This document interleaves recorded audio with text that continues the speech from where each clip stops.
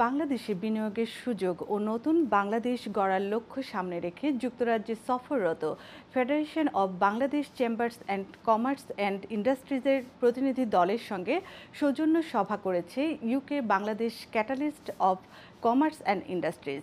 সভা পরিচালনা করেন ইউকে বিসিসিআই এর international trade affairs director Rahima Mia. সভাপতিত্ব করেন সংগঠনটির প্রেসিডেন্ট এজিএম মাওলা মিয়া।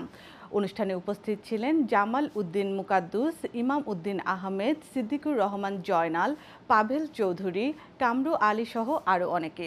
বক্তারা বলেন, বাংলাদেশ ও ব্রিটেনের মধ্যে ব্যবসায়িক বিনিয়োগের ক্ষেত্রে দ্বিপাক্ষিক সম্পর্ক জোরদার করতে হবে।